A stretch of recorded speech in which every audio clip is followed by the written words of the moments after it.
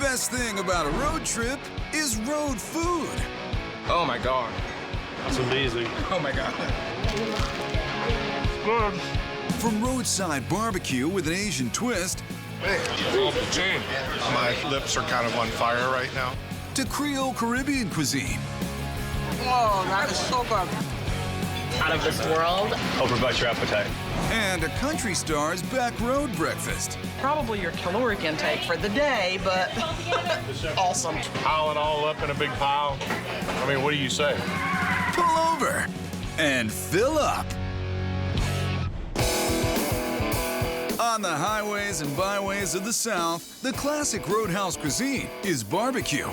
And in the shadow of Atlanta's Perimeter Highway, one little barbecue shack is famous for classics like traditional Texas brisket. But the unique flavor will make you say, Masisoyo. We're the first place to ever do Korean-influenced American barbecue. Owners Cody Taylor and Jeon Lee met in culinary school while they were both changing lanes in their lives. Korean pop star Jeon was trading the stage for a spatula, and Cody decided to pursue meat instead of medical school. Their love of traditional cooking brought them together. There's a lot in common in Korean food and Southern food. Preservation. Smoking was a way to preserve meat. Preserving vegetables, like a pickling. We make kimchi. Even when you're creating flavor fusions, the benchmark of any great barbecue is its brisket. Oh my God. That's amazing. Oh my God. And heirloom raises the bar. Here we have our miso injection, which essentially comes off a miso soup. Put a little bit of ginger, a little bit of clove, and a little bit of black pepper, and some beef broth. And that will add a little bit of seasoning and also acts as the tenderizer for the brisket. Now that the inside's full of flavor, the outside gets slathered in spices. But we smoke paprika, add a little bit of cumin and chili powder to it also, and some Korean red pepper flake. The briskets get 12 hours to bask in their tasty rubs, and then spend a whole day soaking up smoke before they're heirloom quality and melt in your mouth tender. It's time to go in and slice it up, get some of our sides. You see the seasoning kind of turns into that nice bark. You get that nice miso soup and brisket fat just kind of seeping through there. See the juice? It gets Korean accented southern sides, collard greens with miso and Korean pepper flakes, and mac and cheese made with rice wine vinegar. And a delicious drizzle of one of the house-made sauces. Here we go. The only Korean American barbecue you're gonna find in the South. It's like butter. Makes me want to bathe in it. The bark on this is perfect. It's crunchy. It's got the right amount of spices, and you can taste the miso and some of the other spices that are in it. I mean, it gives it a whole nother kick that you wouldn't expect. It's like a little Southern Korean cow baby that I just love. If you're seeking more spice, perhaps a pile of pork will suffice. Heirloom Spicy Korean Pork Sandwich. No slow smoking here. To cook quickly, the pork shoulders are sliced. She rubs them down with a traditional spicy sauce. This is gochujang, and it's spicy and also some sweet, kind of ancho chili kind of flavor. It really goes well with the hickory smoke. The pork goes from smearing to smoking. We cook this one in around 225 to 250. It's gonna be finished in 2 hours. She's gonna be piling this pork onto a sandwich, so Jeon chops the meat into bite-sized pieces. It reminds me like Korean barbecue. Then there's a toss with more spicy sauce. Korean barbecues are very heavy sauce. So there's a gochujang sauce, a sweet chili sauce, and another spicy sauce, really juicy and pack of flavor. The sandwich is a cross-cultural layer cake. A potato bun underneath, spicy kimchi coleslaw on top, pickled cucumber, and a sprinkle of sesame seeds. My lips are kind of on fire right now. It's definitely good and tasty and something different. The Korean kimchi has a lot of flavors. The coleslaw complements the sandwich. This is an incredible sandwich. We have different background, different history, experience, all melted together. It creates heirloom. definitely worth the trip to come down here, for sure. Spicy, smoky, and totally unique. For Atlantans, that's worth a detour. There's no better place to get your kicks or make that chicks than on Route 66. And there's no better Route 66 pit stop than Del Rey's Chicken Basket in Willowbrook, Illinois. It's right near the end of Route 66's California to Chicago path. Roadside restaurants usually provide really good comfort food. You're gonna find some atmosphere. This building started as the nationally famous Chicken Basket in 1946. My father took over in 1963, and he added Del Rey's. I hope one day my granddaughter might take over. Flap our arms like this, up and down. Bok, bok, bok, bok. And the secret to the Chicken Basket's success is keeping things just the same. I hope you're ready. We had a gentleman here who hadn't been here for 50 years, and he came in and said, I couldn't believe it. It's exactly the same. It's what I remembered. You took me back 50 years. And for more than half a century, one dish has ruled the roost, the famous fried chicken. This is a lot of chicken. It's over 200 pieces. Probably get us through a couple hours today. We're gonna season it so it brings out the natural flavors. It's regular salt. Overnight, it really makes it juicy and it really makes it tender for the next day. Would you like some chicken? Could I maybe get it fried first? When it comes to directing chicken, 4 hands are better than 2. We have Chef Emmanuel. He is now putting the chicken in our enriched flour, and then he's gonna soak it in regular milk. My next step is we put it in the breadcrumbs, okay? That's all we do. No extra seasonings, just the regular salt that we brined the night before. The deep fryer gives the chicken a crispy, crunchy crust. Slowly. We cook our chicken for about 20-25 minutes, but the temperature is a secret. I can tell you that it's being cooked at a low temperature. It keeps the juices, it keeps the chicken nice and tender, very moist. We put the fries on the bottom of our baskets to get all that nice flavor from the chicken itself. It is the best thing in the world. Renee also serves southern sides of coleslaw and freshly made buttermilk biscuits. Our fried chicken basket is the ultimate roadside meal. Best chicken ever. It's very juicy. Yeah, it's never dry. It's just great. Juice is running down my chin. It's wonderful, flaky crust. Just bite right through it. Just has this great taste, like a melt in your mouth taste. You can't ask for more of about a chicken basket than fried chicken and fries at Del Rey's. Del Rey's takes a diner classic and turns it into the most mouth-watering, magnificent mac and cheese you've ever seen. With jalapenos, smoked bacon, and green onions. Oh, and it's made from scratch. Not only do we make our mac and cheese from scratch, we make it to order. Renee starts with a thick bechamel sauce of flour, milk, and butter. Bechamel is simple. It's what we add to it that makes it incredible. A little bit of paprika, it's dried mustard, salt and pepper. And then cheese. So much cheese. Sharp cheddar. All right. Tangy Asiago. Nice Asiago. Salty Parmesan. And creamy Gouda. But it's not full of flavor yet. He mixes the sauce with cooked macaroni and a triple header taste triumph of bacon, green onions, and jalapeno peppers. Because that looks so good, he does it all again. The bowl is almost overflowing with creamy cheese sauce, salty bacon, and spicy jalapenos. Wait, Renee, more cheese? We're gonna top it off with our Monterey Jack and cheddar. It goes in the oven for 20 minutes at 375. Next time you're on Route 66, come on in and dig into our jalapeno mac and cheese. Wow, that mac and cheese is amazing, creamy, cheesy, delicious. And bacon in there too. You can't go wrong. It's very creamy, a little bit spicy, a lot of nice cheese. I've had a ton of mac and cheese in my day, but this is by far the best I've ever had. You can call it the Mother Road or the Will Rogers Highway. But by any name, Route 66 is a path to fried chicken perfection. The next time you hit the road, gotta hit Route 66 and Del Rey's Chicken Shack. It's a no-brainer. Do it. You'll love it. Quack, quack, quack, quack. On Louisiana's Highway 61, about halfway between the Big Easy and Baton Rouge, you'll find the perfect place for roadside refreshment, La Place. And one place in particular, the legendary La Place Frost Stop. The Frost Stop was a chain until 1981.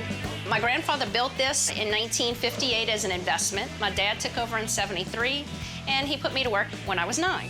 Even back when La Place was a blink-and-you'll-miss-it country town, no one would miss the Frost Stop. The mug is an icon around this area. Neon lights at night, you can see it from a long distance, and it's something that everybody looks for. If you have a 14-foot mug on the roof, you better have good root beer inside. They make this. This is homemade. That's right. The Frost Stop makes soda from scratch. This mat is where all of our root beer is made, 5,400 gallons of it a year. And the perfect pairing with a frosty mug of root beer, the legendary Lotto Burger with onion rings. This is the kind of food that's timeless. I'm starting with 3 of our 4-ounce lean burgers. And we're gonna put that on there to get them all nice and brown and pretty. They're gonna cook in their own happy grease, and that's where the flavor's gonna come out. Happy grease. And here, the side dish isn't just a sideshow.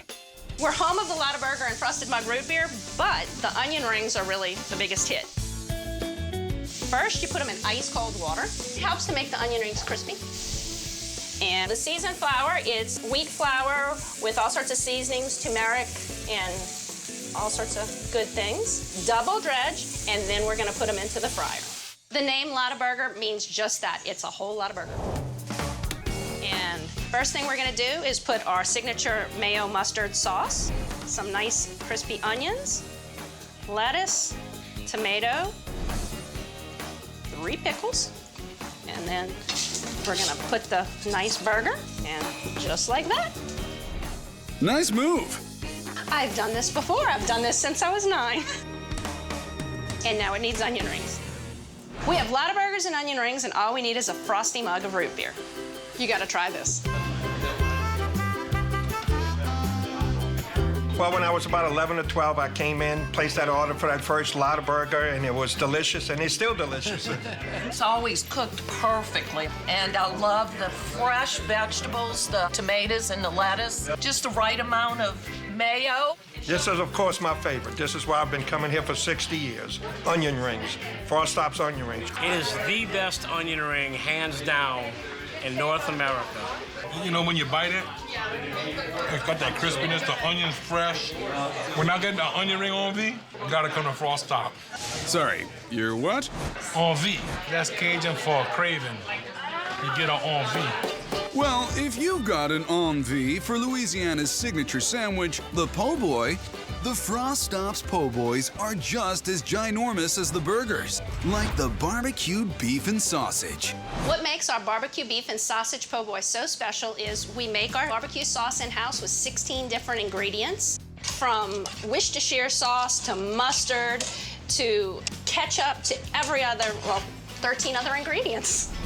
We're going to put the beef into the barbecue sauce. What's even better than saucy beef?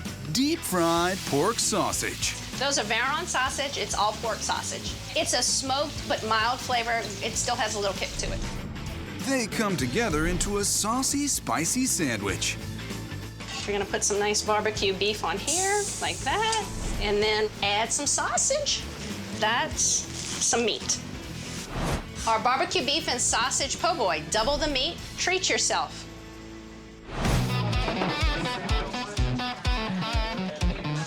Sausage is fried to a crisp, and when you bite into it, you can feel it cracking. And then the barbecue just complements the taste of it. It's messy and delicious, and you could probably enjoy it better if you were in the bathtub eating it. With the smoked sausage and the barbecue beef, and everything's better with bacon, so I had to add bacon to it. It's good. There's no better bite on the bayou. Every time I see the rotating spinning cup, I have to stop in and get a root beer and a burger. Welcome to the Frost Top.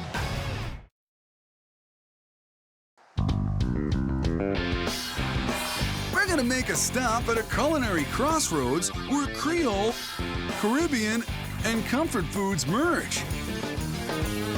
Minneapolis. In the historic neighborhood of Marcy Homes, a former service station is home to Brasa Premium Rotisserie. Creole, Caribbean, meat, the veggies, everything you'd want. It is stick to your ribs comfort food. Good stuff.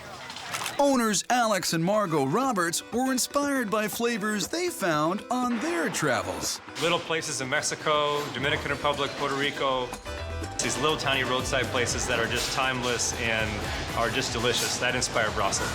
It's right off the freeway. You can make it here in no time and get back on the road. And then they have this wonderful comfort food when they get home. 27,000 chickens fly the coop from Brasa's kitchen every year, thanks to a recipe that began close to home, rotisserie chicken. Margot was pregnant with our second child, and we started testing the recipes at home. Remember that? Yeah, it made me very happy. I was the official taste tester. We ate a lot of chicken. So we have these beautiful farm chickens from a local farm. They've been brined in a mixture of water, salt, brown sugar, a little bit of vinegar, and some different spices. And these prongs that hold the birds in place. If they don't get tight, then the chickens will spin versus turn. Nice and tight. So we have an adobo-style dry rub. So we call it a Creole dry rub, which is styled after the Caribbean adobos, mainly garlic, onion, some oregano, some cumin. With the brine and the rub together, great, really great flavor. Time to get those chickens rolling on the rotisserie. It's a ceramic brick that's taking the heat from the gas and then it's radiating that up to the meat. All right, these chickens are gonna dance now. It's just turning it, evenly, and then that slowly, the heat's going to the chicken. It's gonna be about 2 hours, a little more than 2 hours in here, maybe 350, 400 degrees. Alex chops the cooked chickens, and they get some sides for the road: yellow rice and black beans. Of course, with every chicken order, green sauce, mayonnaise, cilantro, lime, a little red chili paste, and some other things I can't tell you about. Our rotisserie chicken, yellow rice, black beans, and our signature green sauce, ultimate comfort food.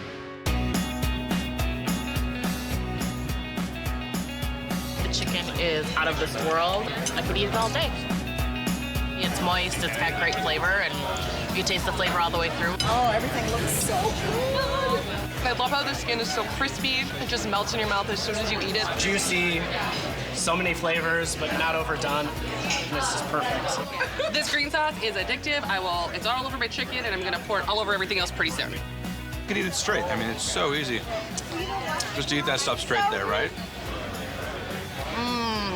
Oh, that is so good. There's more to this roadhouse than a rotisserie. The pulled pork is also good enough to pull over for. Saucy, slow-cooked butts. Mysteriously, pork butts come from the pork shoulder. It is the fatty part of the shoulder. I'm still not sure why they call them butts, but that's it. So our slow roasted pork marinade starts with salt and pepper. A really important part is this sofrito. It's our onion, green pepper, garlic, oregano, and this is a real base for a lot of our cooking. We have our pork rub, which is another version of adobo. A bunch of garlic and some more onion. We already have those ingredients in the sofrito. We want to add more of that. And then in the end, some olive oil and some water. It's almost like a really thick salad dressing. The shoulders spend 24 hours soaking up the sauce, and then smoke low and slow, 200 degrees for 12 hours, until they're amazing. It looks beautiful. It smells even better. Hope it brought your appetite. We're gonna add a little of our mojo sauce. We use orange and lime to create the flavor of sour orange, a little bit of cumin, onion and garlic in there as well. This is our slow roasted pork with crispy yuca and our signature green sauce. Pull over and have some.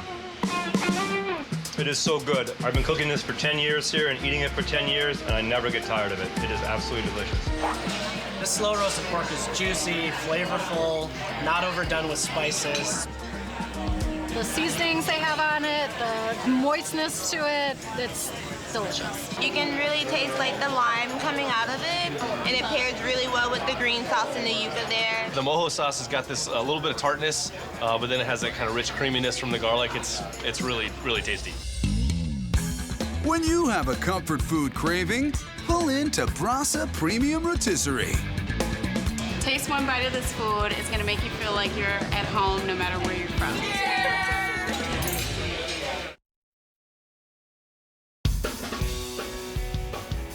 Southern Californians spend a lot of time in their cars, but at the Pacific Coast Highway in Santa Monica, they take a break for big burgers, unique flavors, and a one-of-a-kind experience.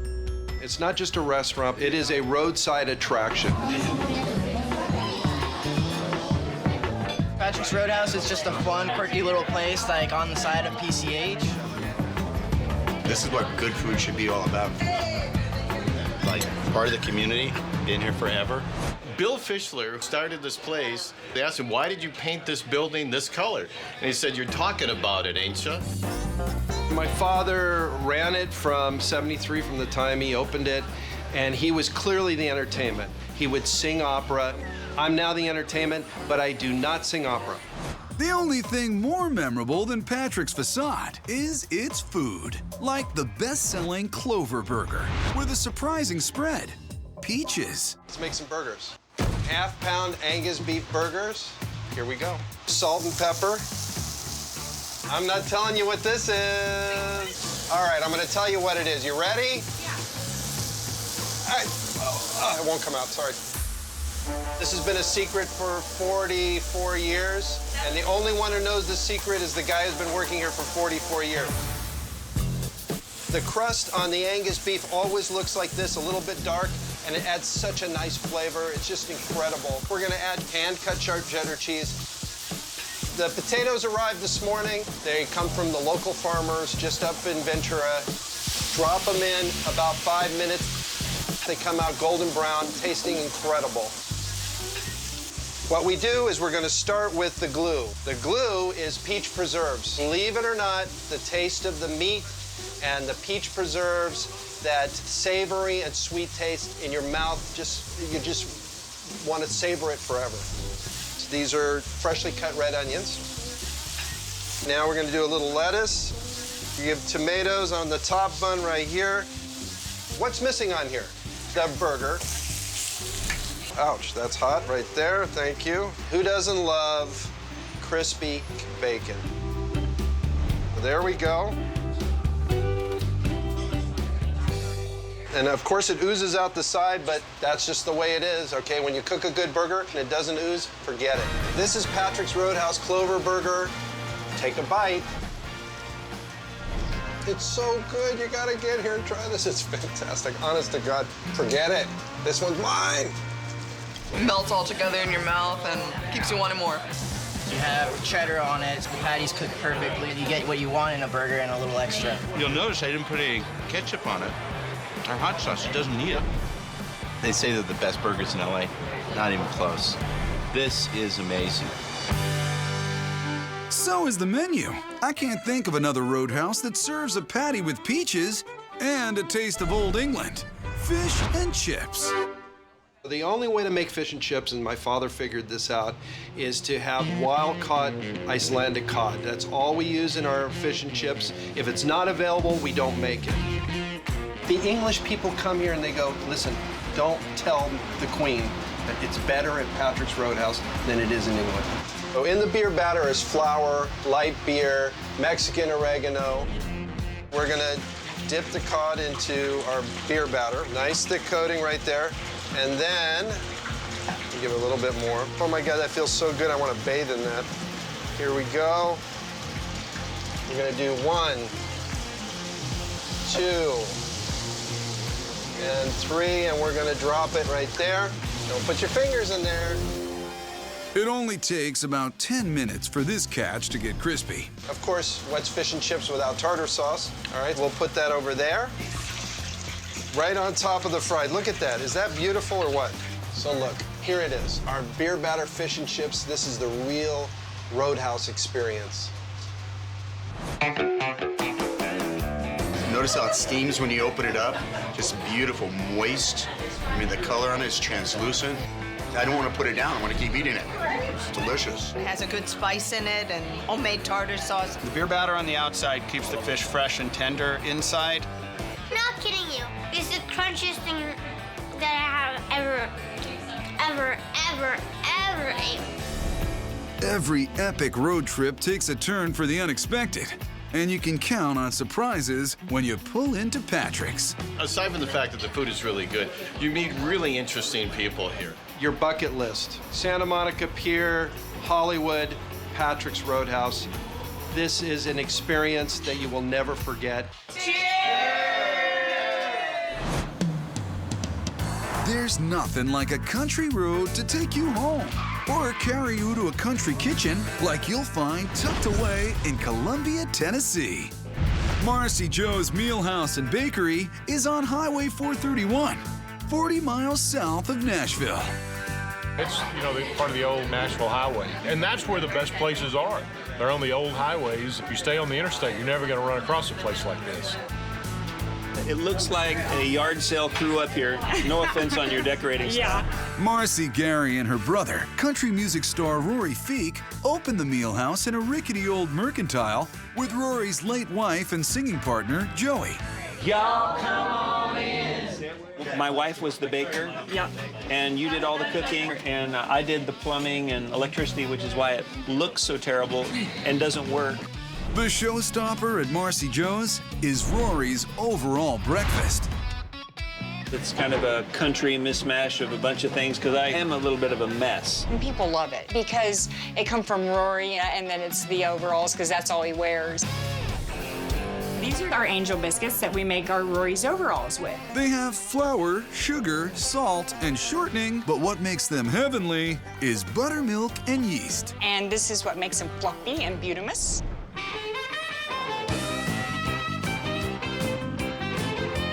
Keep it a little bit thick, that way they get a little bit more fluffier. We make tons of angel biscuits here at Marcy Joe's, probably 200, 250 a day. All right, so we're gonna take these and we're gonna let them rise for about 30 minutes, make them beautiful and puffy and gorgeous, and then we're gonna stick them in an oven at 350 for about 18, 20 minutes. The angel biscuits open wide because Marcy piles them with a devilish mix of pretty much everything. It's got sausage, eggs, and then the homemade gravy, which is a sausage gravy. It's just chunked full of sausage, and then we sprinkle cheese on top. So it's kind of like everything together. So now you know why everybody comes to Marcy Joe's and keeps coming back to Marcy Joe's. I had never had anything like it. Kind of like a shock when it was set down in front of me because it was just everything all put together. But it was absolutely delicious. The angel biscuits are truly angel biscuits. They're very light, fluffy, a little bit of that buttermilk taste to them. Sausage gravy you can't beat. Put some eggs on that, a little bit of cheese, pile it all up in a big pile. I mean, what do you say? My husband even said, okay, I think I probably should have gotten that. Probably your caloric intake for the day, but awesome, totally worth it.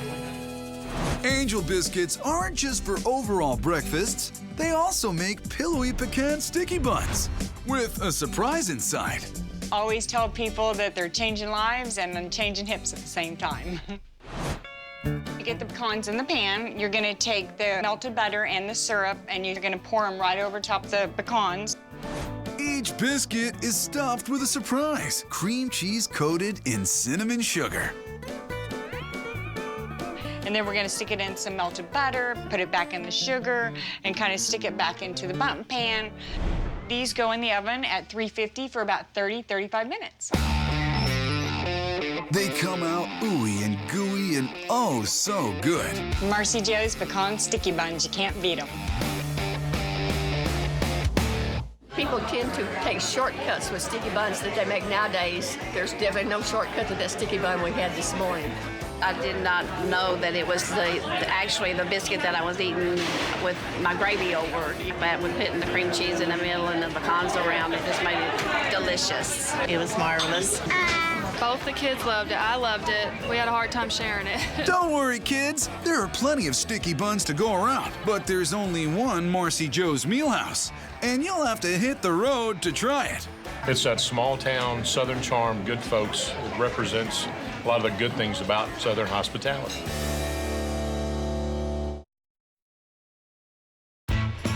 Twisting and turning along coastal cliffs, California's Highway 1 is one of the most scenic and sumptuous drives in the country.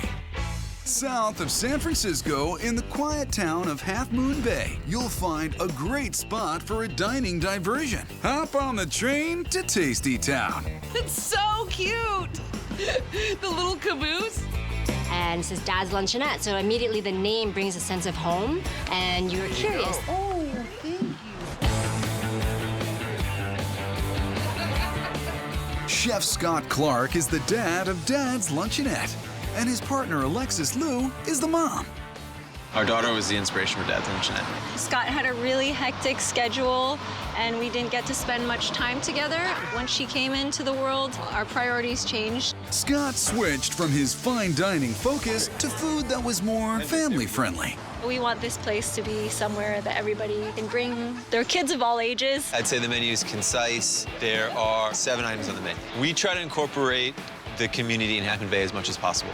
The bread is sourced from a local bakery. All of our ingredients come from farmers nearby. I think that's really how good food happens. It's when you really focus on every component of everything and just make it balanced and taste good. Right at the top of the mini menu, you'll find Dad's signature specialty, the hamburger sandwich. The beef comes from a ranch right down the street. It's grass-fed and grain-finished. That local beef is cooked in butter for a good sear and topped with white cheddar cheese. No big buns for this burger. Scott uses slender slices of white bread, grilled in more butter. Personally, when I'm eating, I'd rather enjoy something that can fit in my mouth. This butter-grilled trifecta is completed with organic eggs. Scott wanted a special sauce for his sandwich, so he told Ketchup to hit the road and made his own. We use what we call Dad sauce. It's a mixture of Meyer lemon, black pepper, and a little bit of local honey. And for crunch, local lettuce and pickled red onions. And if that's not enough comfort food for you, he serves it with 2 comfy sides: house-made potato chips and mac and cheese with a Dad's twist. We're doing a little bit of puff wild rice on top to kind of simulate that texture of breadcrumbs you might get at home. This is my take on classic roadside California fare at Dad's Luncheonette. Eating this burger, you can tell that someone actually cared when they were making it. Everything is cooked perfectly every time. The first time I had it, I made a giant mess of myself because the egg just oozes everywhere, and just like, that's what's so good about it. You got the crunch from the pickled onions. It's perfectly tart, as well as the fresh lettuce. Dad's sauce, it's a tangy sort of delicious thing to balance all the fat in the rest of the burger. It's my favorite hands-down burger in the whole world. One nice thing about being on the highway, easy access to fresh fruits and berries from local farms. Must-haves for his ever-changing blondies. Oh, we always have a blondie on the menu. This week is a strawberry and pink peppercorn blondie. It starts with brown sugar and white chocolate mixed with eggs. Why white chocolate, Scott? I wanted it to be like strawberries and cream. Scott adds lots of melted butter and flour to the mix, and he mixes. And mixes some more before pouring it into cast iron pans. I really like using cast iron pan because it gets a really nice crust on the outside and then leaves the inside really tender and gooey at the same time. He swirls in strawberry pink peppercorn jam and adds Meyer lemon zest. The final step in the process is black pepper. Just adds another layer to the dessert. It's gonna go in the oven at 350 for about 30 minutes or so. A pan full of these special blondies. Okay. I'll take one for the road. This decadent strawberry white chocolate blondie is definitely worth a trip down Highway 1. When you take a bite into the blondie, the outside is very crunchy because it's cooked in a cast iron skillet. And then there's the strawberry element that gives this gooey consistency inside. It's soft and it wasn't too sweet, so it was a nice finish to the burger. It's a dream in your mouth, yeah. For For driving diners in search of fun, family-friendly food, Dad's is your destination.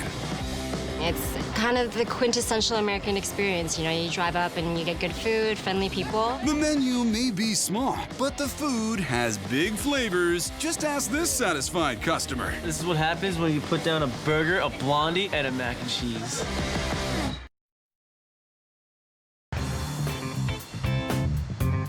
To find fantastic food, sometimes you have to drive off the beaten path, like in Philadelphia. The city of brotherly love is known for cheesesteaks. But take a trip across the tracks to the south side, and you can sample a sandwich that's been drawing crowds since 1930. John's Roast Pork. We're from San Jose, California. We basically came about here because we heard from friends that lived in Philadelphia about this place. You want a good eat, you come here. You want something cheap, you come here. You want something that's unique, you come here. You want something that the locals eat and they love, you come here. Just as simple as that. John's has been a Bucci family business for 3 generations. I'm Mom. And I'm John, and we are the co-owners of John's Roast Pork. My grandfather came here in 1918 with literally the clothes on his back and a suitcase, settled in South Philadelphia, did what he knew best, how to cook. It's not called John's Cheesesteaks for a good reason. The roast pork is perfection. The cheesesteak's a big South Philly trademark, but when it comes to eating real food, you have to know where to get a good roast pork. It starts with a picnic of pork, also known as the shoulder. It's very big. It's 22 to 25 pounds. You need a lot of seasoning. My dad used to say, if you're thinking, if you put enough salt, add more salt. And if ground black pepper, just a little bit, not too much of rosemary, because it's very pungent. These, I'm not going to tell you what they are. Again, this is almost a 100-year recipe. And it's our family's legacy, and it's just a lot of goodness that really brings out the taste of the roast pork, okay? Switch it like that. And it's basically just putting it back together again. You see, you have to tie it up, so when we go to slice it on the machine, everything stays together real nice. After putting these in the oven at 325 for 6 to 7 hours, they'll sit in there for maybe another hour at 110. And here's our roast pork, cut nice and thin. If any thinner, it would fall apart. It's just beautiful. He babies those beauties in a nice warm gravy bath.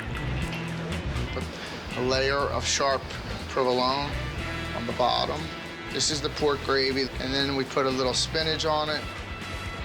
Here's the finished product, the famous John's Roast Pork Sandwich that we've been making right here since 1930.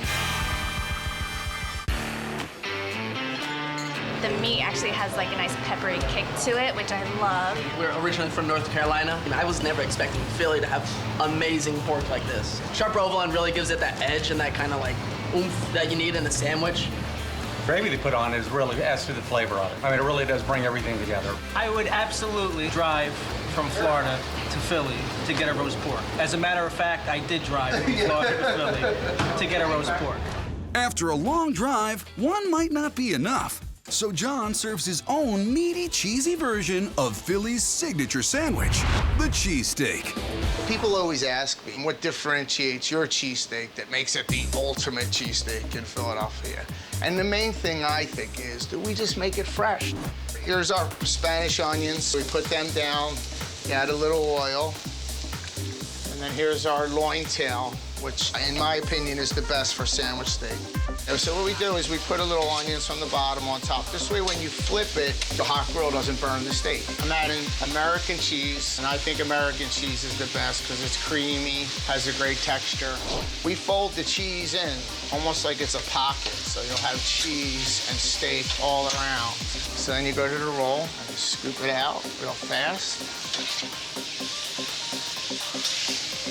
So this is John's Roast Pork famous cheesesteak, and it is amazing. It may take a little while because we make every one just for you, but believe me, it's worth the wait. The this is probably the best sandwich I've ever had. When I first bit into the cheesesteak, the cheese was like melted in the onions and the steak and everything just mushed together and it was amazing. It's like the cheese is throughout every bite, so it's delicious. We're from Utah. We made a special stop for this cheesesteak. Wherever you're coming from, the path to sandwich perfection leads to Philly's South Side. And that's the last stop on our tempting tour. When it comes to exquisite eats, just head out on the road and let your appetite lead the way. Hop on our tasty time machine. Because we're taking you on a culinary adventure to the past.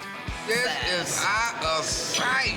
We really like to do things the old school way. It looks exactly the same now as it did the first time I ever came in here. We'll be nibbling on nostalgic nauseous. Reminds me of my childhood, but like with way more flavor. The egg cream is the way it was when I was a kid growing up. From Grandma's meatloaf on a scale of 10, it's probably a 20. to a 100-year-old po' boy shop. Everything just melts in your mouth. Can't get enough. Your newest obsessions are also your old favorites. Perfect. So warm up the flux capacitor and tune up your nostalgic taste buds. Winters may be frigid in Minnesota, but you'll warm up fast with a meal that'll bring you back to your childhood in the oldest diner in town, the Bandbox Diner. I think the Bandbox is a blast from the past. I mean, just look at it. And Brad has a real affinity for such time-honored treasures. I'm living in a 100-year-old church building. Of course, I like the funky old diner down the street. I came in and introduced myself to the owner. I said, "You ever think of selling this place?" And I took over the Bandbox in 1998. We really like to do things the old school way. It reminds me of my childhood. From the burgers to the omelets to the sloppy bros, I just really like everything I've eaten. And that's all thanks to Brad's old school flair. I'm the grease magician here at the Bandbox Diner. And one of the more magical morsels Brad's cooking up is every busy parent's go-to meal. But this ain't your dad's Sloppy Joe. It's the Sloppy Bro. Everybody's mom made Sloppy Joes. So you pop open a can like Mom did? No cans here. Brad makes everyone to order right in front of his customers. He starts with some chopped green pepper and white onion, and then those beautiful beef patties go right on top. We're using 100% black Angus beef. I grew up in the Midwest, so this is the kind of meat I remember from my childhood. This sloppy sandwich deserves a beautiful sauce. What do you got for it? That's the bro sauce. The Bandbox Bro Sauce is ketchup, hot sauce, and sugar for balance. I think it's looking pretty good. I think it's time to cheese them.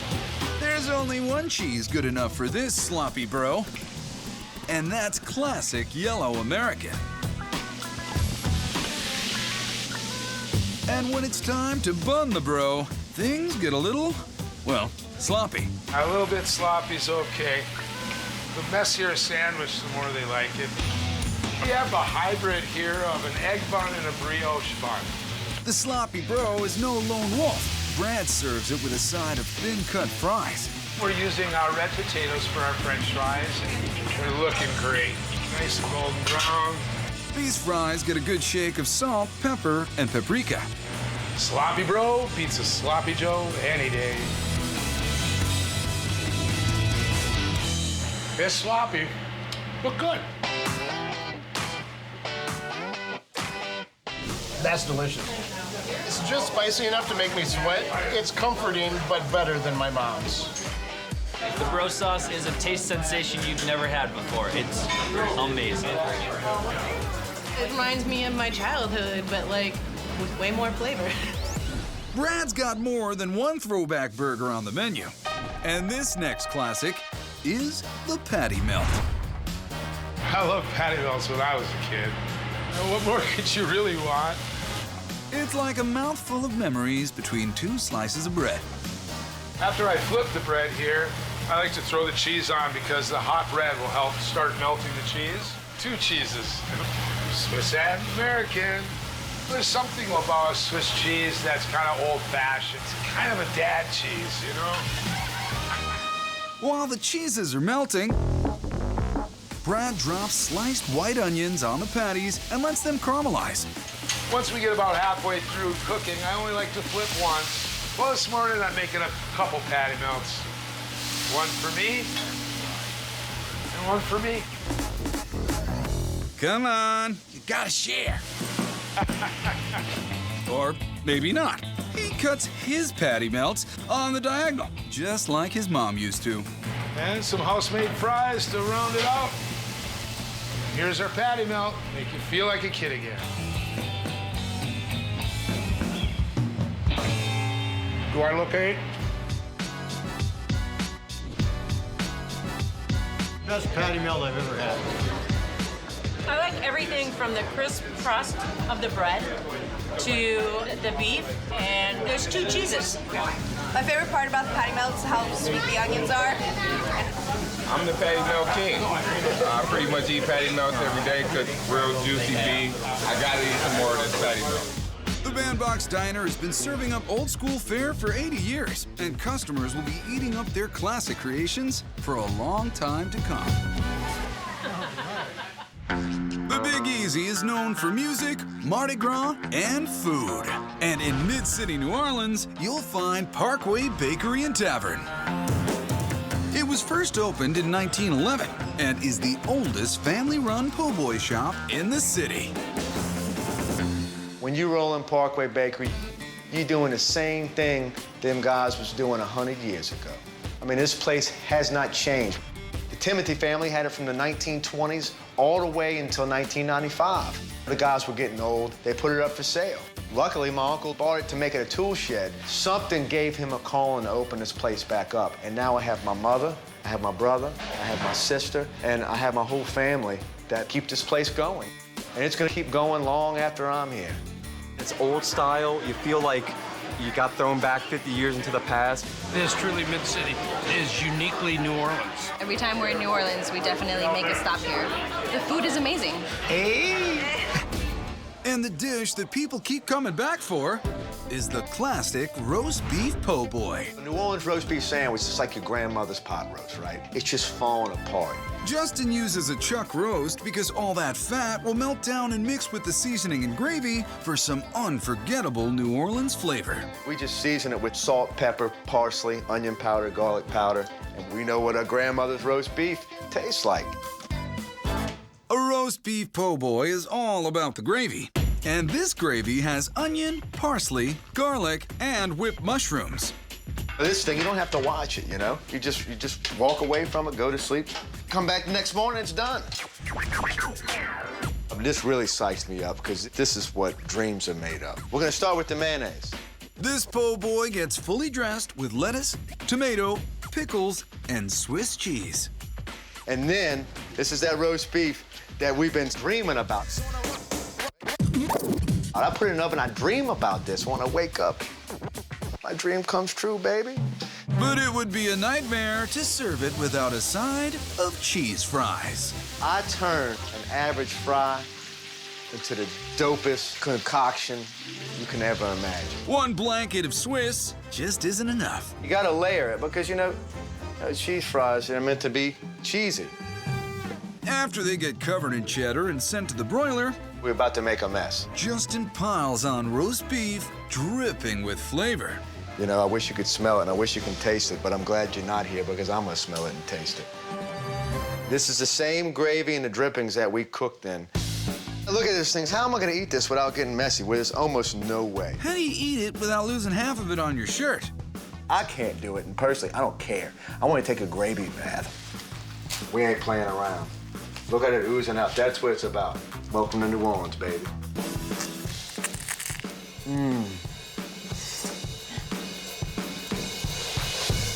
There's no clean way to eat this.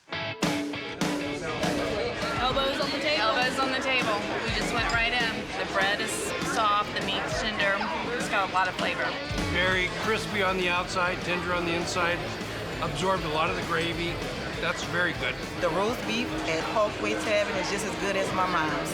The combination of the roast beef and the melted cheese fries are real good. Everything just melts in your mouth. I gotta dig in. I can't help myself.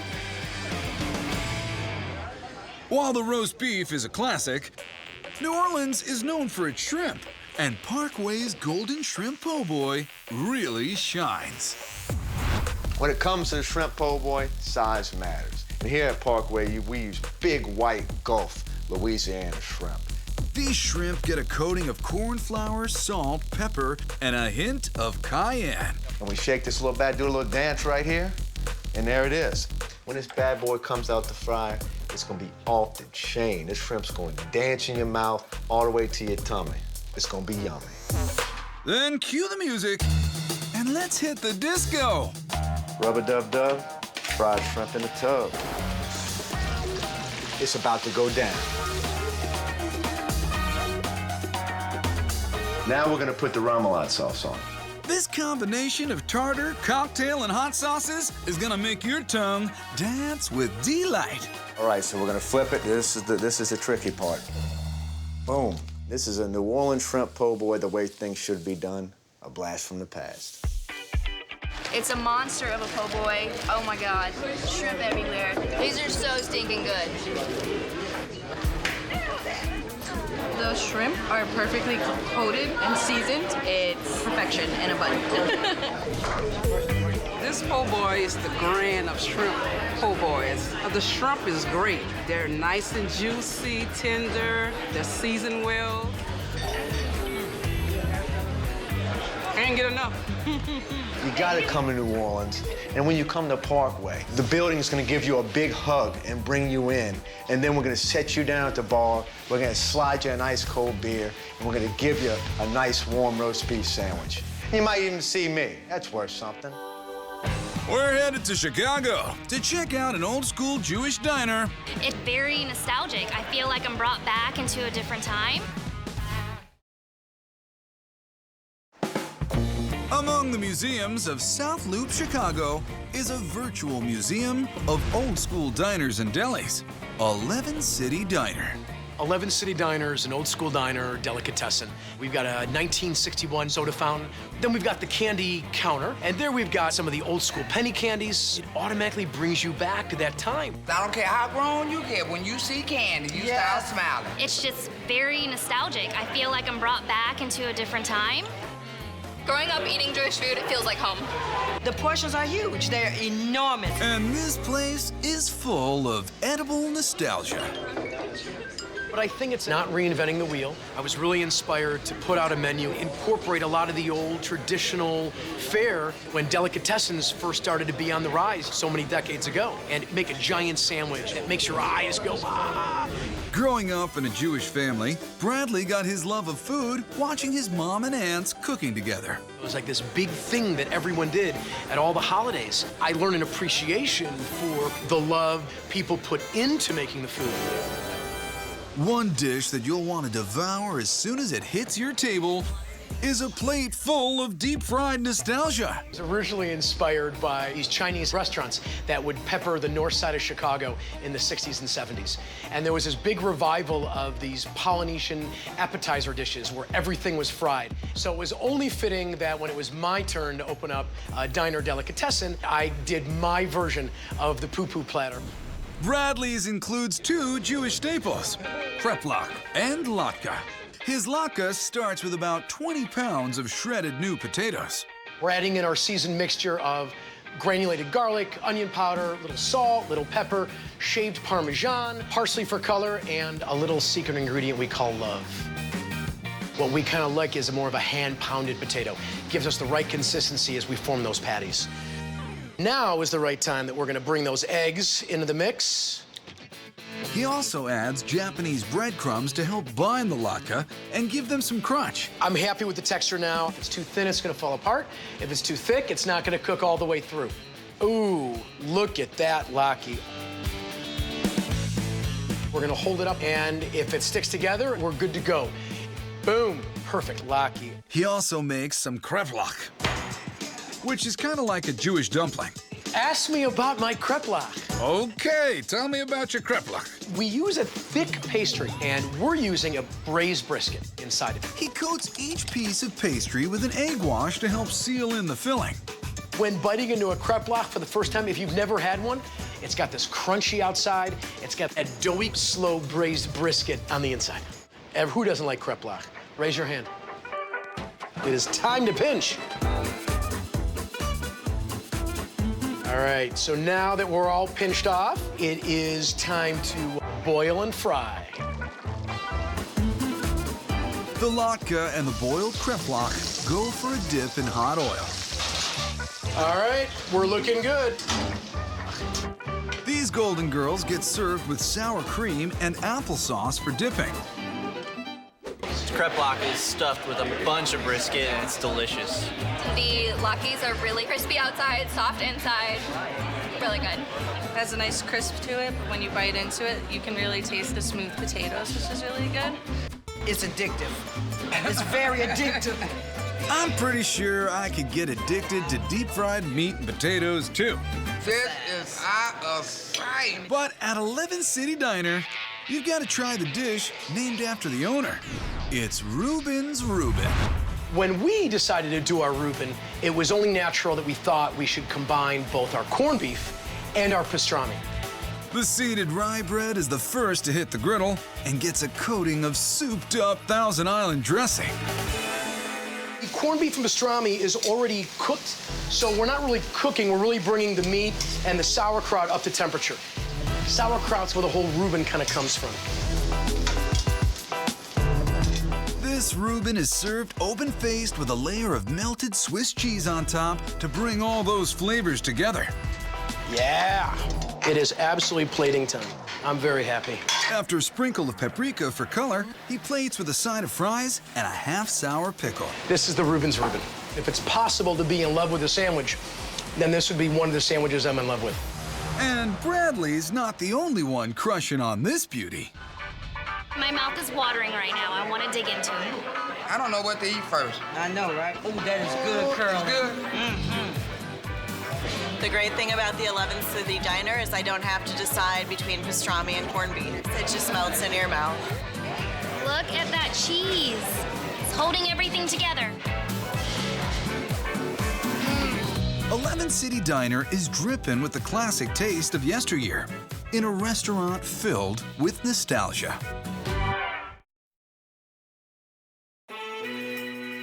Known for being one of the friendliest cities in America, Nashville is the perfect home for the historic Big Al's Deli and its friendly owner, Big Al. I got a haircut and I shaved. Just want to let you know. Nothing better than to see my customers happy. They feel at home here. Oh, so good. This is a good hugger right here. But the funny thing is, some people get so comfortable, they think that it's actually their home.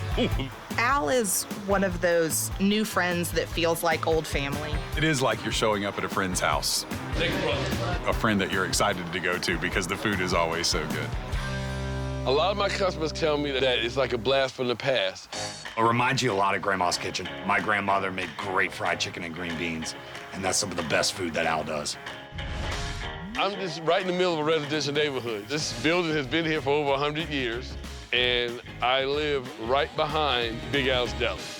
And it's a double-edged sword to live so close. Because you're always working? Time to make the biscuits.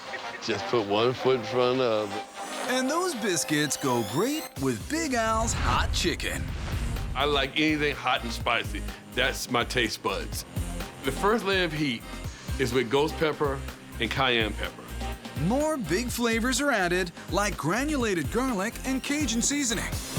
Now is the secret ingredient. It's hot, but I like it because it has a sweetness to it, and it's going to really explode in your mouth. That chicken is taking on a lot of heat.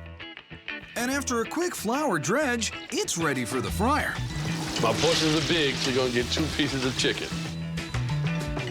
Now we're gonna go to skillet beans. Skillet beans are baked beans and black beans and barbecue sauce, a little chili powder, a little ground beef. So it's close to a chili, but it's not. Don't do 1 spoonful, you get 2, 2.5. Everything's big at Big Al's Deli. All that food crowds on to the plate. But why does the coleslaw get its own big bowl? Because I hate mixing hot and cold together. It just doesn't go together. Here's a plate of Big Al's hot fried chicken with skillet beans and coleslaw and a biscuit. Food so good it'll make you want to slap your mama and kiss Big Al. Al's hot chicken is different because it actually reminds me a lot of home growing up in North Carolina. It's not the same like everywhere else, and the heat isn't actually overwhelming. It's perfect amount of heat. It's got a good base, it's got a good spice, and it's really moist and got good flavor. And the biscuit and coleslaw is always good here. Al's hot chicken has just enough kick to it that you like feel it in the back of your throat. And then his skillet beans, I don't know what he puts in them, but they're so good. It's full of flavor on the inside, and it's got a nice crumbly texture on the outside. It's perfect. Another perfect dish you'll need help finishing is Big Al's meatloaf. Meatloaf will bring you back to your childhood. I don't care if your mama made it or your grandma made it, you will be back in time. For this flashback recipe, he starts with ground beef. Diced tomatoes add the acidity that blends in all the flavor. He adds ketchup and eggs, and in Big Al style, a lot of minced garlic. I love garlic, because garlic is good. Herbs, spices, oatmeal, and Worcestershire sauce give it tons of flavor. And adding water in the pan keeps it moist while it's cooking. Which makes a very delicious meatloaf. Now that the meatloaf's out of the oven, you can see that it has a nice crust on top. You can smell the herbs. It's absolutely wonderful. Big Al ladles on marinara sauce and a sweet barbecue sauce. Customers always say, I can't tell my mom or my grandmom, but your meatloaf is better than theirs. This is an actual portion of what you'll get at Big Al's Deli. 95% of my meatloaf is sold with Big Al's smashed potatoes and green beans. It's like that 1-2 punch of Batman and Robin. They go together. Even Batman and Robin had Alfred. So this meat and two gets some corn cakes. Take one bite of my meatloaf, mashed potatoes, and green beans, and I promise you, you're gonna feel like a kid again. He's got oats in there, which gives it a really nice texture, and then it's just slathered in this really flavorful sauce. Big Al will fill your belly, warm your heart, and send you home with leftovers. Come to Big Al's, have a good meal and a good time, and that's what life is all about.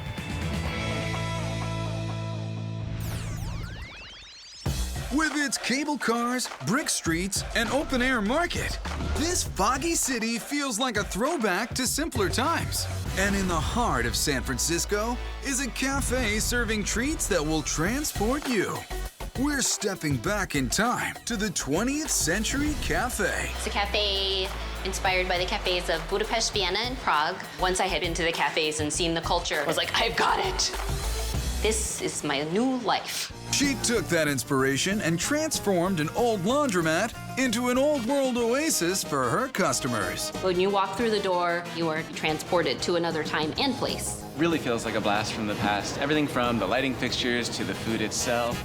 So evocative of a certain time, and it is mirrored in the food. My husband says my desserts just jump in your mouth. I knew it would be a hit. I didn't know it was gonna quite be the runaway hit that it has been. And the dish that keeps San Francisco buzzing is the 20th Century Cafe's Russian honey cake. What makes our honey cake so special is it has two kinds of honey, garden variety, wildflower honey, and then we burn some of the honey. You might think this would be a sweet cake with so much honey, but the burnt honey actually brings the sweetness back to a very pleasurable level. Michelle adds sugar and butter to the honey mix and cooks it gently over simmering water. Once we have this all melted, the eggs are added and our secret ingredients are put. And now we will add the perfect amount of flour to support all that delicious honey. I love making this cake. The batter gets spread out on parchment paper to make 10 identical cakes. I love desserts. It all kind of speaks to me. This is the 10th layer. They only bake for 7 minutes. It's the one thing about this cake that doesn't take much time. Once all 10 layers are laid out, she sends them to the oven. We have our layers cooled. Before we put this cake together, we're going to make our delicious frosting. But what makes this frosting so light is we start with cream. Check it. Michelle starts whipping the cream until it has soft peaks, and then she adds more caramelized honey. It's ready. Let's make this cake. She creates the layers with equal parts frosting and cake.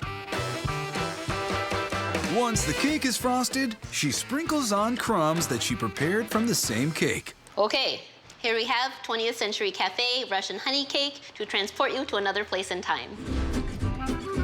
The honey cake is just so delicious and fluffy and sweet, but not like that over sweetness. It's incredibly nuanced, and it's floral, it's citrusy. It's like one of the best desserts, hands down, that I've ever had. The honey cake may be the perfect dessert, but why stop at just one? She also makes an Austrian cafe classic, the Mohnkuchen. This is a poppy seed cake, and this is not a poppy seed cake like a lemon poppy seed cake with a few poppy seeds in it. This is a cake of poppy seeds. And she's not kidding. Instead of flour, she uses a full pound of ground poppy seeds. To make the cake, the first thing I do is to cream butter, sugar, a little salt in there too. Now that the butter and sugar is nice and light and fluffy, I can add the poppy seeds. It is ready to add the egg yolks. We're going to whip our egg whites to stiff peaks, and we are going to fold it all together. She gently spreads out the batter in the baking pans to form flat, even cakes. Well, so much for being gentle. These cakes are now ready to go into the oven. So this is the lemon curd that we use. We make it with Meyer lemons, and we put eggs with sugar, and then we whisk in soft butter. And that's what gives it this very luscious texture. She stacks layers of cake and lemon curd and garnishes with powdered sugar and candied Meyer lemon.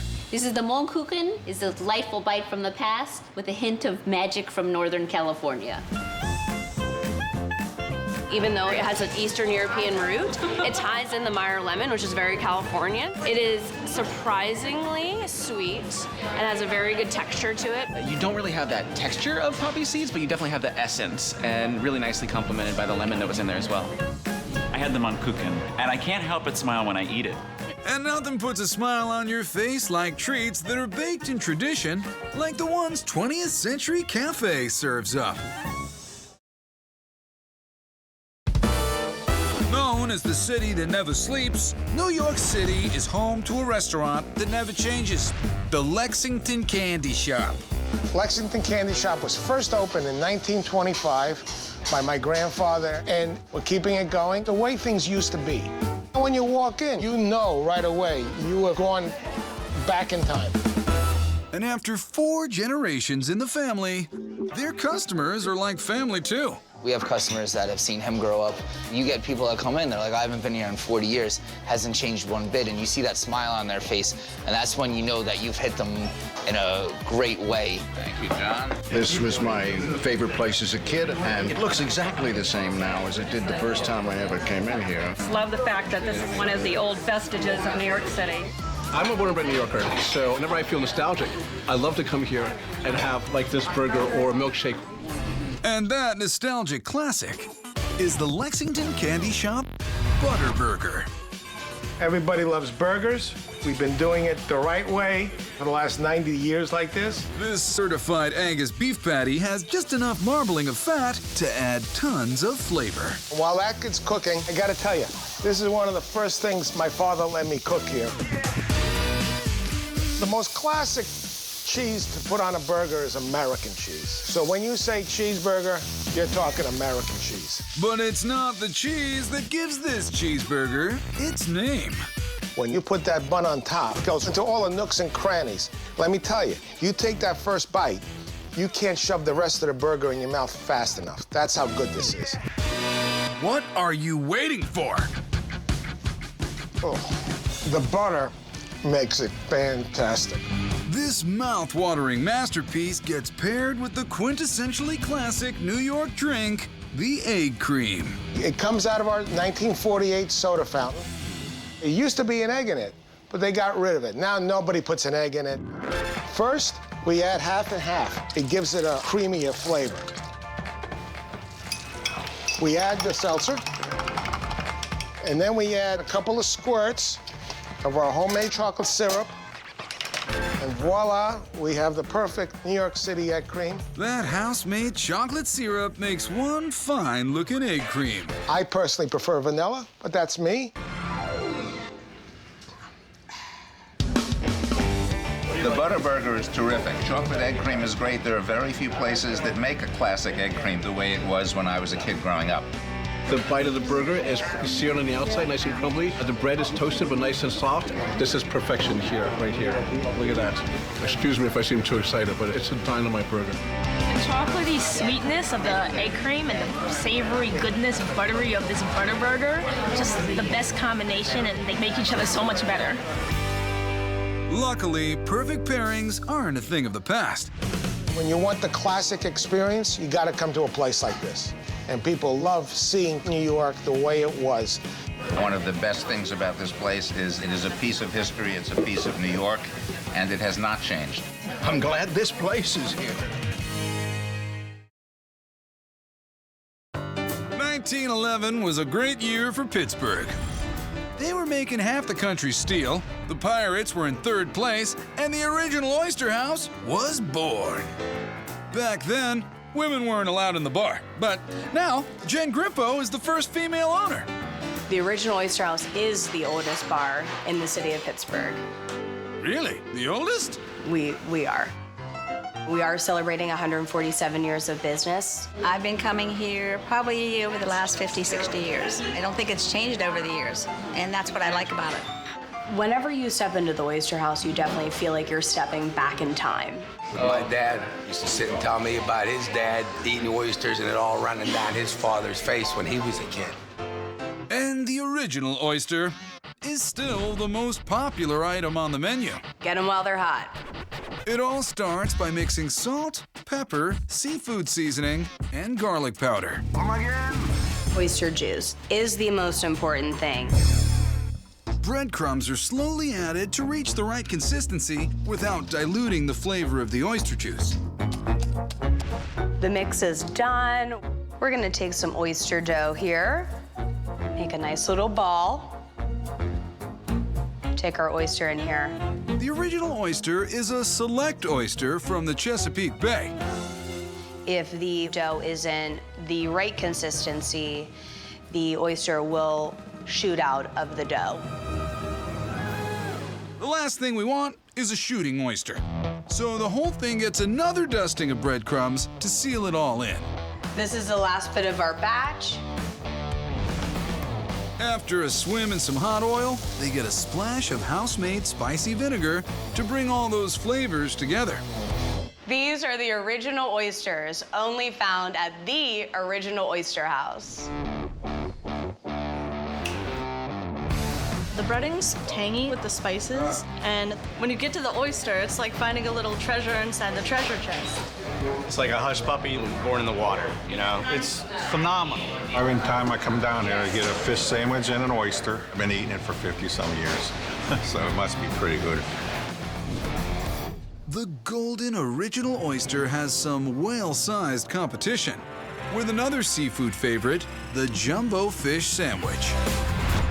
We always start with our eggs first. That's how we do it here in the Oyster House. Jen combines salt, pepper, and sugar.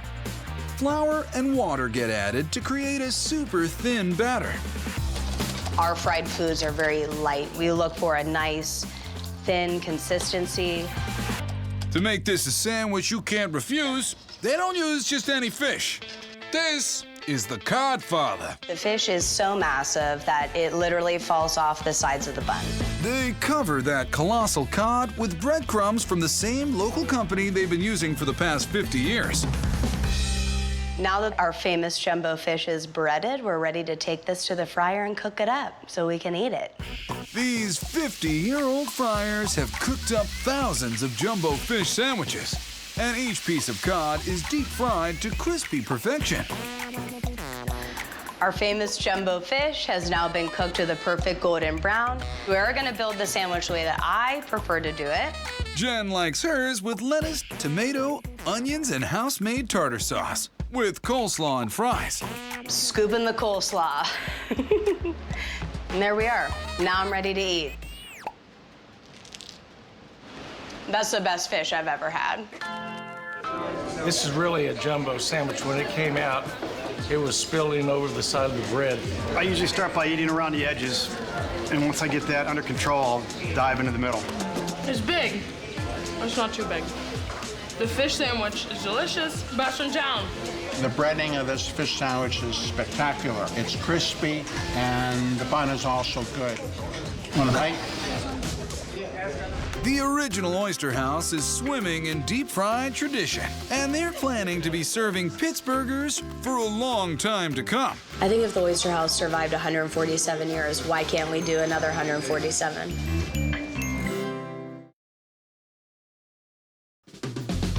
There's plenty of new restaurants throughout Atlanta, but the one you really want to try is pretty old. Matthew's Cafeteria has been serving Southern soul food since 1955. My father started Matthew's. It was the first restaurant in the town. And Mama Matthews has passed down the family tradition to her son, Michael. This is old Southern American food. It's like stepping back in time. And the food isn't the only thing that hasn't changed. Still got my fraternity swoop going. And Michael's old school haircut is just the beginning. It reminds you of a Sunday dinner at your grandmother's house. It is like going back in the 1960s. Lived here my whole life, and my earliest memories are from Matthew's. This is the definition of Southern cooking. And the dish that defines Southern cooking is country fried steak. Matthew's has been serving it for 63 years. This is a badge of honor in the South to be able to do this correctly. My mother made this a lot, so this kind of takes me back to being a kid. He starts with eye-round steak that's been tenderized. Now for the fun part. What makes this country fried steak is the meat is dredged in seasoned flour, then dipped in an egg wash, and then back into the flour. It's the same coating used for country fried chicken. We're going dry, wet, dry here because that is going to make the perfect country fried crust. All right, we got them all dredged. Country fried steak is nothing without its gravy. A good gravy starts with good meat drippings. He adds flour, salt, pepper, and cold water to create a roux. You don't want any lumps, right? Nobody wants gravy with lumps, right? You never know. So you want to stop a little short with a little water in the pot so you can adjust. Touchdown. We're ready. Now that the gravy's done, the coated steak does a touchdown dance in the deep fryer. You can see one here trying to escape, but he stands no chance. This is the South, right here. Can you fry country fried steak or no? I guess we're about to find out. And look at that. That is exactly what I wanted it to look like. All right, we're done. The steak may be done, but this dish wouldn't be complete without a veggie. You know, to keep it healthy. The top layer of awesomeness, fried onions. Fried onions on fried steak. Why not? No arguments here. Let's put it together and get it on the line. I mean, come on, look at that. That's hard to do, man. After 63 years, it looks like practice makes perfect. Matthew's Cafeteria Country Fried Steak, the way it always has been, the way it always will be. It's very true Southern. The gravy and the onions just absolutely enhance the flavor of it. You have like this nice crust with the gravy on it, you know. And then when you bite into it, the meat is soft and tender. My mother made the best, but Matthew's is the closest that I've ever had. Crispy on the outside, nice and tender, and juicy on the inside, just like you want it. It's kind of like a little party in the mouth. Amazing. You don't have to wait once a year for a Thanksgiving feast, because every Thursday, Matthew's Cafeteria bakes up turkey and dressing that puts everyone's appetite in a holiday mood. We start with day-old corn muffins. The older, the better. Sweet corn muffins will soak up chicken stock that's been simmered with celery and sweet onions. I'm getting a smell like I'm a little kid at my grandmother's house for Thanksgiving. Cream of celery and cream of chicken soups are mixed in along with sage, garlic powder, and pepper. If you were trying to cook this dressing without the eggs, it would just be a runny mess. It wouldn't set up on you. You can listen to it, believe it or not, and it'll tell you whether it's right or not. And what's this batch telling you? I nailed it. After baking for an hour, the dressing is ready to meet the turkey. Ah, look at that. That is unbelievable. And nothing beats the savory smells of Thanksgiving wafting through the air. We're gonna shred this up. It's gonna be like flavor overload. So let me bring in what most people would say is the star of the show, which is the gravy. There it is, Matthew's Cafeteria, turkey and dressing, Thanksgiving in a pan. The turkey and dressing is probably some of the best you'll ever eat around here. They make a cornbread dressing, and that gravy is just awesome. Oh, this is great. The cornbread mixed right into with the turkey. It's very old-fashioned, but good. I'm glad that they kept it around. The turkey and dressing in Matthew's is so moist, and it's tender and flavorful, and I love the gravy. I cannot make it this good. And as long as Matthew's Cafeteria is cooking Southern delights like Grandma made, there's no need to. I think you need to come to Matthew's to get a taste of the Old South, the way food used to be done. We've had a blast taking you on a trip through the past at some vintage restaurants. I feel like I'm brought back into a different time. So the next time you're hungry, don't think trendy, think crispy, crunchy, jump in your mouth classic, and savor the nostalgia. These are so stinking good.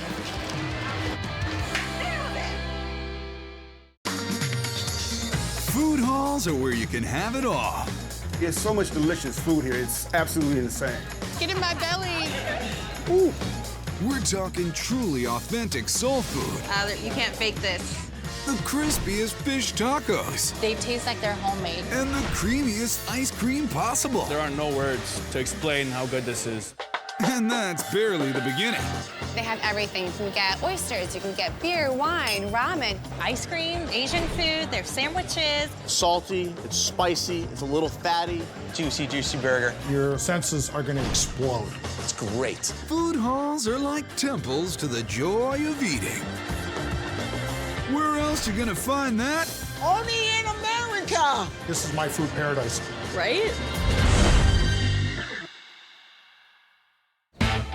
When you walk the Beltline in Atlanta, at some point, you're gonna want to stop and refuel. Luckily, you can find pretty much whatever you're craving at Krog Street Market. Diversity in this market is really kind of what creates the experience at Krog Street. There's so much delicious food here. It's absolutely insane. Diet's just down the drain. Yeah. Out the window. With world-class chefs serving up all types of cuisine, this is definitely not your grandma's food court. I love the chicken at Richard's. I love the Philly cheesesteak at Fred's. I just love the food here. There's pretty much anything you could want in here. There's ice cream, there's Asian food, there's sandwiches. At Krog Street Market, the world is definitely your oyster. But who needs oysters when you can dive into the local delicacies at Richard's Southern Fried? Richards is definitely a winner. Chef Todd Richards may have some James Beard nominations under his belt, but that doesn't mean he won't loosen it for some down-home cooking. I'm a fine dining chef who loves to cook really delicious fried chicken. Fried chicken is the quintessential American food. Eat a whole bird's worth, or mix it into gooey gloriousness with their Wednesday special, Hot Chicken Mac and Cheese. Todd's flavor base begins with gluten-free flour that brings crispiness before it goes on a tour around the spice world. Curry, ginger, cumin, chili powder. Fried chicken is the most universal food in the world. We want to represent all the cultures together. Pre-brined thighs bathed in the multi-culti melting pot. What I like to do with the chicken is make sure that there's enough flour on both sides of it. Chicken thighs have a lot of crevices in there, and if you don't get it in there, you'll get a soggy piece of chicken. If your hands are not dirty, you're not cooking. Can you share your secret for crisping up chicks? This is my bird cage. It's really important we use the pressure fryer for this because we want it to be juicy. And it allows us to drop it really deep down into the fryer. So when we pull it out, you have this golden brown, delicious, moist fried chicken. The chicken thighs go from out of the fryer and into the fire. I'm covering this chicken completely in sauce. I want every bite to have these beautiful hot spices. We gotta chop it. The sauce-free thighs also get the chop. We'll see those in a sec. Then Todd turns his attention to the cheese sauce. The first thing I do is put the heavy cream into the saucepan. Then Fred pours in a fiery addition to the cream. The reason why I mix cream with hot sauce is to quiet that cream just a little bit so that the cheese actually stands out even more. Chef Todd thickens with cornstarch, then adds some unexpected seasoning. Our non-saucy chopped chick from before. That's the seasoning for the cheese sauce. We're really going for something unique, something that makes it our own. Feels like this cheese sauce is missing something. All right. We use sharp cheddar here, so it gives that bite, that depth of flavor, almost like nutty butter. There's enough cheese in here to stop a horse. A little noodling, then the mac makes its way to a cast iron skillet where a caramelized crust forms in the oven. Now that's what mac and cheese is supposed to look like. Looks even better on the plate. So do our spicy sauce thighs. From the home of the Dirty Bird, hot chicken and mac and cheese.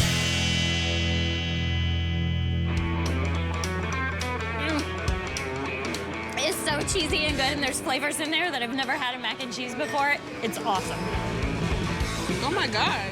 The chicken is so juicy, moist, but at the same time has such a nice kick to it. The burn to it is just so delicious and amazing. I need a moment, I'm sorry. It is so crispy and so good. And the mac and cheese is so stinking cheesy. Look at that, it's just like hanging. It's delicious. Like every time you take a bite, you get a different sensation of flavor. Is it rude to lick your fingers afterwards? Do it. Lick them. We can have a dance.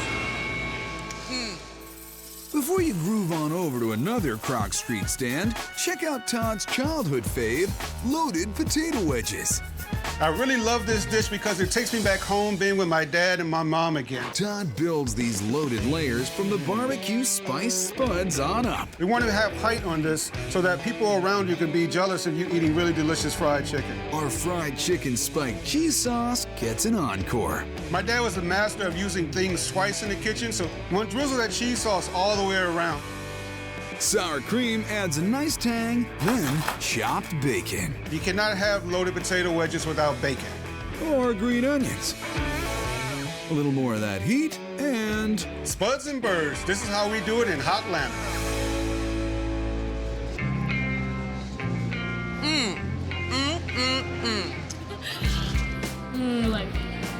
The batter that's on it is just what I'm obsessed with here. Not just like a heavy potato dish. There's spice, there's cheese, the green onions, which are so ripe and fresh. It's so good. These potato wedges are on fleek, for real. The jalapenos add a little kick to it, but it's just a little zesty. My stomach is happy. I'm great. I'm going back in for some more. It's just delicious. I think I'm gonna have to start coming twice a month. I think I can handle it. We got a lot of stretchy clothes. I think we'll be all right. Food first, run deep here at Croc Street Market. It's where the cast iron stove was created in 1889. And then later on, it had a few different lives. One of the lives was Tyler Perry Studios. Today, culinary innovation continues, including the spectacular sandwiches crafted by fine dining guru Todd Ginsburg at Fred's Meat and Bread.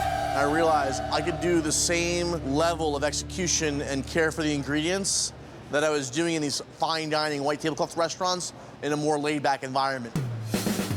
Every time we come to Croc Street Market, we're like, what are we gonna eat? But there's not really a conversation because we don't ever make it past Fred's Meat and Bread. Fred's is absolutely life-changing. If you like cheesesteak, you have to go there. I will ride on the treadmill for an hour just so I can have a bite of one. Fred's, named after railroad magnate Fred Krog, mingles the magical flavors of the U.S. melting pot into stuffed sandwiches, like their Korean cheesesteak. The cheesesteak is salty, it's spicy, it's a little fatty, it's kind of everything in one. Chef Todd translates Philly to Korean with the house-made gochujang sauce, made from sriracha, soy sauce, and sesame oil. It's really nice, it goes with the meat. A little fish sauce for a little pop. It offers that heat, a little bit of saltiness from the soy, a little bit of punch and pop, and a little bit of funk from the fish sauce. Woo! That's got some kick. As do jalapenos, which get their temper tamed by sweet, sweet sugar. We're gonna coat the jalapenos. The jalapenos have enough liquid to make sure that the sugar attaches to it. Catches some people off guard, but we like that. A little heat for some heat. While the sugar and spice sets in, Chef turns to our cheesesteak star. This is half of a certified Angus beef ribeye. The ribeye is the OG of cheesesteak from Philly.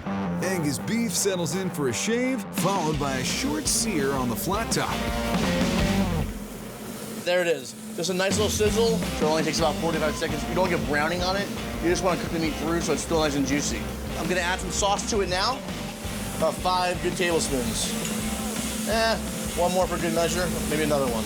This is gonna really bring that heat. And we're gonna start melting the cheese. American melds with Korean as chef steams his house-made hoagie roll. Soft and steamy on the inside, crispy on the outside. Meat and cheese ready to send. Look at that cheesesteak. That is what I'm talking about. Delicious. We're gonna garnish it with some scallions and our candied jalapenos. About 1 for every bite. A little extra spice, a little extra sweetness. Fred's Beaten Bread Korean Philly cheesesteak. Krog Street's best all-in-one sandwich. Ooh. Oh my God. Wow. Got some bite to it. That's awesome. Got the nice ribeye, some creaminess from the cheese, and just a little hint of heat on the backside. The cheese really pairs well with the Asian spices, and somehow the fusion just works perfectly.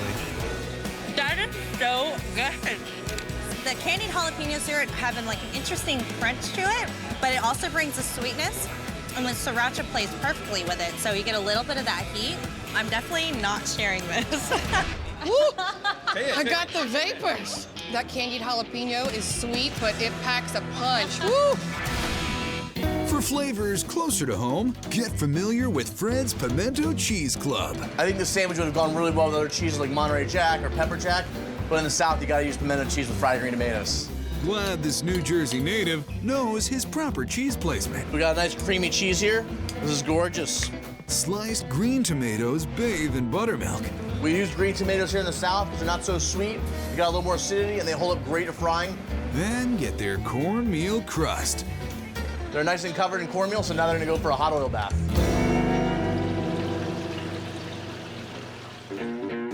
Honey wheat gets toasty on the flat top. So I got this bread nice and golden.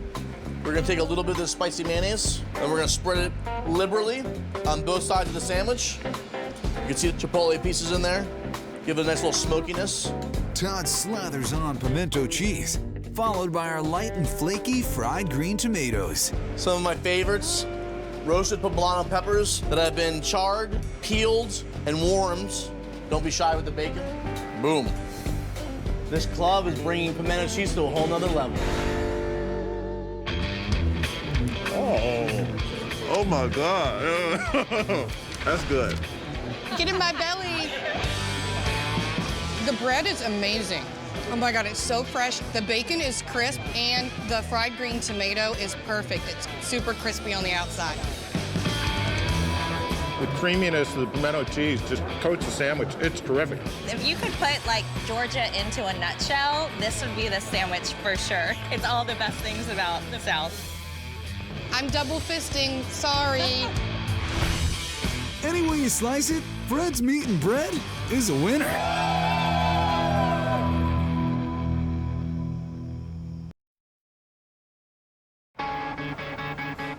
You can find any type of food in the world in New York City. But for almost all the cuisines the city has to offer in one place,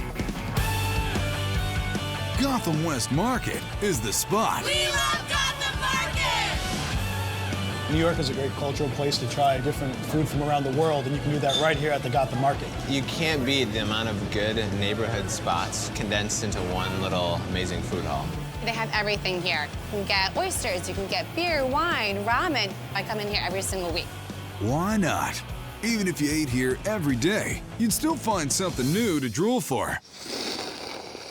Especially at Ivan Ramen Slurp Shop. I don't know how your microphone is, but you didn't hear any noodle touching my lips. My history with ramen is I'm a classically trained chef, but my passion is Japan. I've been sort of studying the culture and the language of Japan for 35 years and just sort of became obsessed with ramen. American Ivan Orkin had a crazy dream to open up his own noodle shop in Tokyo. It was sort of a great gamble because Who would think that a white dude from Long Island would be able to open a successful noodle shop in the heart of Tokyo? All right, there you go. The gamble paid off. Now this noodle ninja is back home in NYC, serving up superb bowlfuls like the Tokyo Shoyu Ramen. One day I went to a ramen shop and I tried this very clean, light style. And it turned out it was what they called a double soup style. Double soup style means exactly that. A mixture of two different broths together. For this shoyu, he'll show you how it's done, starting with a basic chicken. My ramen is so simple. It's just this chicken soup. That's it. We take these whole chickens, they go right into the boiling water here. We keep adding water, we keep skimming to make sure it's done right. 6 hours later, it's pure poultry flavor. The perfect complement to his distinct dashi. Dashi is basically the building blocks of Japanese cuisine. It's based on seaweed and bonito, which is a type of tuna. It's mixed with dried anchovies and squid in a kind of seafood tea bag. But what if fish makes you flinch? It's not fishy. It's this very, very smooth, round, smoky broth.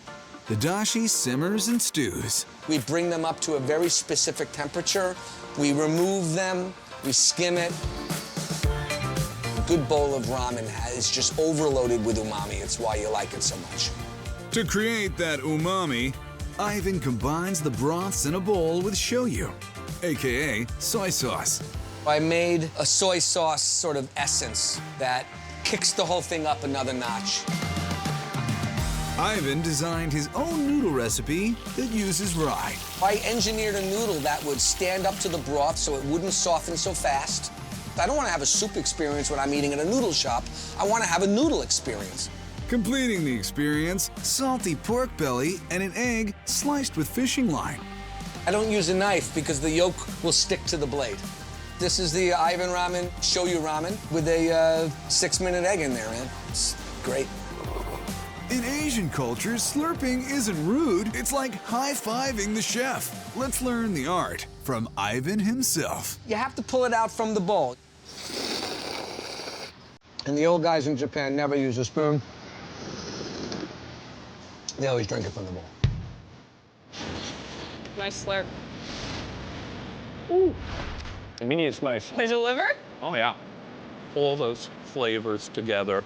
Salty, sweet, bitter, tangy, sour. Just amazing. A bowl of steaming, hot deliciousness. The broth is very rich in flavor. It's not too salty or overbearing, and the egg is cooked to perfection. These noodles are extremely smooth and tasty. I feel like a kid again.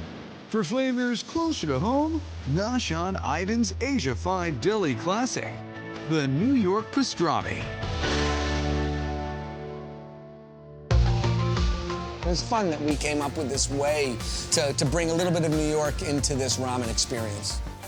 Perfectly spiced pastrami crisps up on the stove, but instead of Jewish rye, Ivan uses a Chinese bao bun. We season the outside with a little bit of black and white sesame seeds. We'll take our bun, open it up, a little bit of this meat, stuff it in there. It's fun to have an overstuffed sandwich. This is New York after all. And every deli sandwich needs slaw and mustard. This is the Ivan Ramen Slurp Shop pastrami bun, real New York. This is the best pastrami I've ever eaten. The mustard inside's not really soaking into the bread, so you still get that flavor on top of the pastrami, so every bite you're getting, you're actually getting the mustard, which is incredible. The most flavorful pastrami. It's like a street sandwich with all the good stuff in it. It's good pastrami. Ivan's Slurp Shop at Gotham West Market is ramen goodness at its slurpiest. Keep on slurping.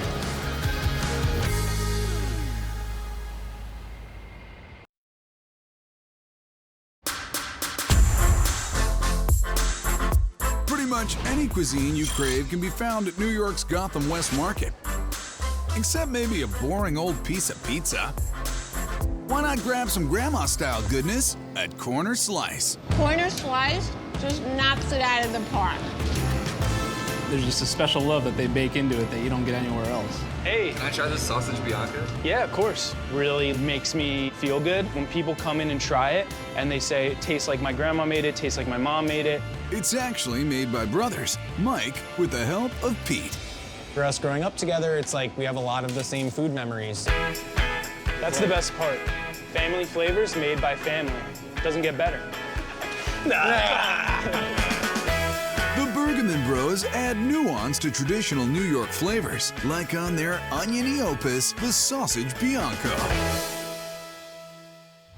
Their crafty crust features flour flown in from Vermont. We're spending a lot of dough on dough. As well as a 48-hour ferment. Fermenting it for 48 hours really just helps develop flavor, similar to a sourdough bread.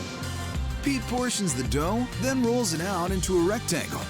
Inside's really light and airy, just like a nice loaf of ciabatta bread. While the dough takes a deep breath, Mike makes their creamy ricotta-based white sauce.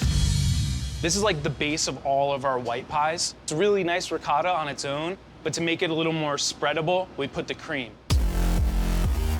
He gets old school with olive oil, then keeps it fresh with the zest and juice of a lemon. We're not trying to be super Italian, we're trying to be super New York. Tell me, what's the spread on that cheese sauce? To have it covered and no more. You want just enough to bring that flavor across.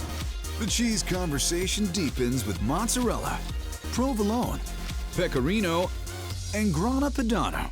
The pecorino and the grana add a little depth, a little funk.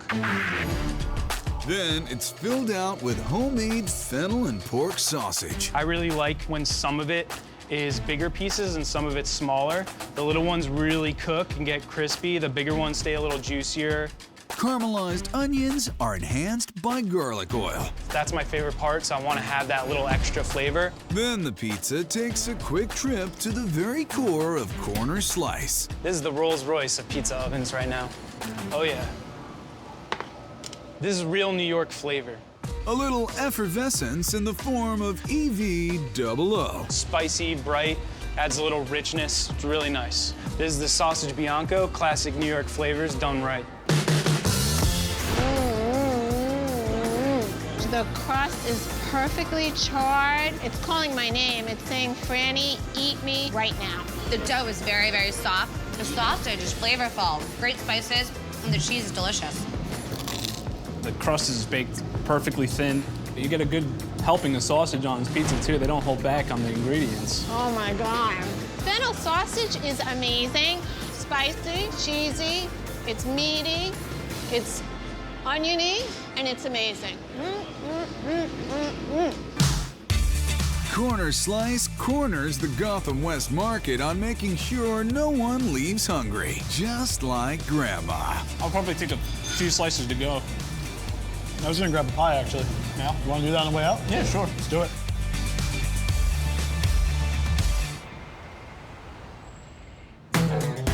If tomorrow lands you in Anaheim, why not visit the happiest place on the other side of town?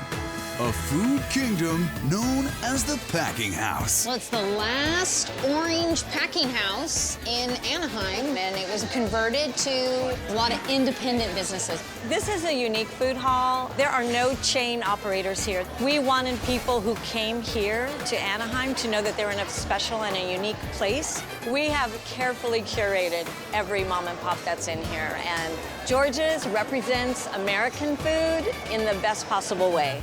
George's was one of the first places to open in the Packing House, serving Southern classics to nourish your soul. If you were to picture soul food, it would be this meal right here. Eating here is like eating at Gretchen's house. Gretchen is Gretchen Shoemaker, who opened George's restaurant with her daughter, Nika. So why isn't the place named Gretchen's? This restaurant is the legacy for George Shoemaker, my husband. 78-year-old Gretchen's been cooking since she was a kid, but got in the restaurant game at an age when most people would be getting into an easy chair. It was really inspiring to watch my mom do this. An entrepreneur at 74 years of age. A lifetime dream, I'm telling you. Only in America. could this happen? And only at George's can you get this 100-year-old version of smothered pork chops. We love pork chops. This is the way my mom cooked it. I was always raised around food. And I had a husband that loved my food. It's just home cooking, cooking with love. George's favorite chops begin with pork loin that's marinated overnight in a blend of southern spices. They get just a quick dredge in flour. Shake almost all your flour off of it, as much as you can get off. And those chops are skillet ready. Looks great. The color, just make sure it gets heat through the pork chop, because pork you gotta cook. Gretchen begins building a savory sauce with the chop's smoky cousin, bacon. Bacon means flavor, and I mean good flavor. Onions and garlic add a spicy bite that Gretchen tames with some house-made chicken broth. Then it's on to the liquid gold, heavy cream. See how nice and thick the gravy's getting? If George was alive, he could eat this morning, noon, and night. Gretchen readies a platter with two sides, a black bean and cheesy mac combo, and her famous mashers. Homemade mashed potato, not that stuff from the box. Chop, chop, gravy, gravy, gravy. Oh my God, look at that. That's beautiful. Beautiful and filled with soul. Here it is, George's pork chops with a side of love. I love the gravy. It's very rich, very creamy, a lot of flavors in there. You can really taste the tradition in the pork chops. You can't fake this. Everything from the bacon to the bacon gravy to the chili and the chili mac, you can tell is made from the heart, made from scratch. This is soul food in Southern California. Be sure to save room for Gretchen's jambalaya. I'm gonna talk while I'm cooking and tell you little things. I might even throw in some things you'll say, where did that come from? But it's gonna come from me. She begins with a sauté of the Cajun Trinity, along with a dash of history. I had a little catering business, and my husband and I used to get up at 2, 3 in the morning and cook. We'd have the radio blasting, and when the Temptation or Rue Ross came on, we danced. We ain't too proud to beg for more flavor from the chicken stock, garlic, and another break from traditional jambalaya inspired by husband George. Some people probably use tomato paste. I use the tomato sauce because that's what George liked. Oh, it looks fantastic. See? A roux thickens the sauce, and while it simmers, Gretchen pan-fries shrimp, Cajun andouille sausage, and chicken with her favorite spice, cayenne. It's got a little smoke, and it's got a little spicy. That's our secret to this sauce.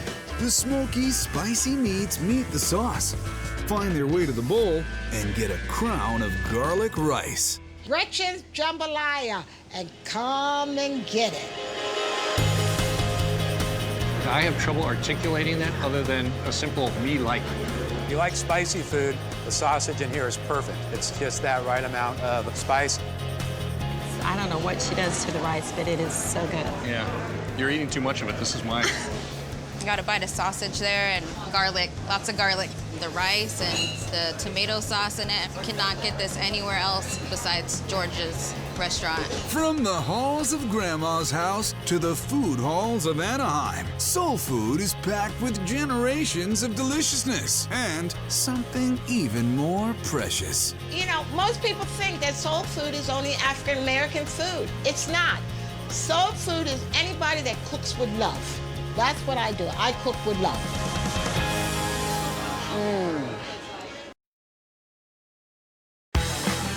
Food choices range from serious to amusing in Anaheim, where the Mexican restaurant Urbana has become a major attraction at the city's new food hall, the Packing House. We have mom and pop eateries here that present about every country in the world. And Urbana is authentic Mexican. I mean, they have brought family recipes here. Mexican food is everywhere in SoCal, so owner Javier Cuadra and chef Ernie Alvarado knew they had to do something different. I did my high school in Mexico, and that's what made me want to open something with more of the central Mexico flavors that you would never see in California. All of our food is inspired by Mexican street food. We just put our Urbana flair to it. That flair ignites into a flame when applied to the Urbana burger. Ernie grinds the prime grass-fed beef by hand, nailing the proper fat-to-lean ratio. A lot of natural flavor comes from the fat. And you just want to enhance it with a little salt and pepper. No mechanical patty makers either. Everything is kept mano a mano. If you don't get it dirty, you're not doing it right. It's always important to have a thick patty because you want to taste the meat. Indeed we do. So let's get cooking. So you like a little bit of flame to seal the burger. It locks the flavor and the juices inside. That smells so good. Cheese-wise, we're going Oaxaca, sort of a Mexican version of string cheese, except... This ain't your mama's string cheese. Oaxaca cheese is like a drier and sturdier mozzarella, so it really clings to the meat. It melts around it, and it adds a little bit of salt to it. While the cheese gets gooey, Ernie further expands the Mexican flavors by grilling chorizo and Grandma's secret seasoned onions. An egg is Ernie's own bit of flair, as is a toasted brioche bun. That gets a serious serving of cilantro-y aioli. A base layer of chorizo cradles the burger, then some lightly dressed greens for acidic contrast, sweet sauteed onions, and the sunny side of the street food. Hand-cut spiced fries and a serrano pepper complete the fiesta. World famous Urbana burger.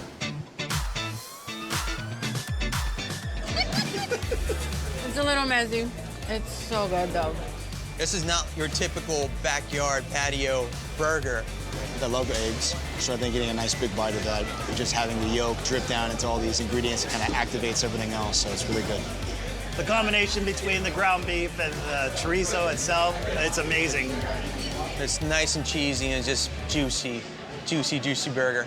Urbana also brings urban sophistication to a seaside favorite, Baja Fish Tacos. Our famous Baja tacos. This is like a gourmet street taco. The gourmet transformation begins with a batter built with Mexican beer. Ernie, why does beer make batter better? You need the bubbles to get the crunchiness and the puff of the pastry, and then the beer adds a little bitterness to the fish. Season with a little S&P and let's unveil the fish. Oh no, he didn't. It's Ono. There's a lot of fish in the ocean, but Ono is my favorite. Makes sense. Ono is a Hawaiian word that means good to eat. And once this Ono is battered, it's good to go in the fryer. Ernie griddles some house-made tortillas to puffy perfection. He tops them with crisp red cabbage, adds the flash-fried Ono, and fresh-made spicy aioli. Pico and guac make these tacos quite a catch. Oh no, it's taco time. Oh, wow. It's really good. That chipotle really hits me right off the bat. But it's not overpowering. It's just perfect. And when you get that bite, it's kind of like you want more, you just keep on going. It's amazing. Right out of the gate, I love the crunch on the taco. Perfectly coated, and all the flavors are extremely fresh. You get the freshness of the tortilla, the freshness of the fish. The guacamole is phenomenal. I love these tacos. It's the perfect amount of spice. The spicy aioli. It brings out the flavor of the fish. It's not Mexican, and the sauces they taste like they're homemade. This is what a SoCal taco is all about. Some of the most authentic food you'll find is in the hollowed food halls of the Anaheim Packing House, where it's most definitely a very small world. When people think about good Mexican food, they think about going across the border. Right next to it would be here.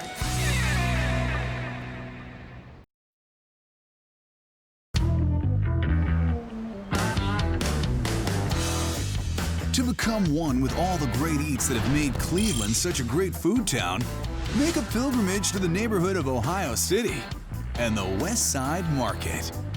It's literally like walking into Cleveland's Temple of Food, but it's, I think, a national treasure. The West Side Market is the oldest indoor-outdoor market in the city of Cleveland. You're gonna see the culture of Cleveland. You're gonna see what embodies the backbone of our city. When it first opened in 1912, the 137-foot clock tower could be seen throughout the neighborhood. And the 44-foot ceilings give the whole hall a cathedral-like feeling. As soon as you walk into our market here, your senses are going to explode. You're gonna look up at our vaulted tiled ceiling. From there, the smell will kick in. Clay Koskar cavalierly runs the West Side Market Cafe, and he may just have the best job in Ohio. Every day he gets to cook with the greatest ingredients this hall has to offer, in dishes like the cafe's pierogi melt. One of my favorite parts is taking my walking excursion through the market, getting my goods for the day. Can I get some pierogies today? Sure. How about like 4 dozen? Sure, no Thank problem. you. You look beautiful. Thank you. Awesome. Have a good day. We'll see you. Bye-bye. This is my food paradise. This is what Cleveland's all about. This is Cleveland on a sandwich. For those who don't know, what's a pierogi?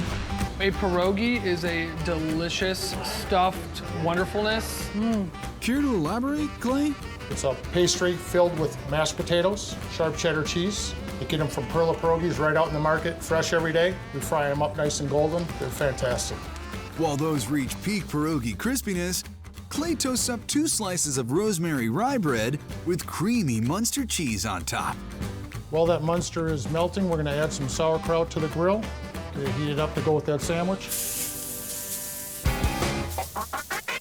The fried pierogies get an additional crunch from a pit stop on the flat top, and Clay stacks that Polish power play on the plate.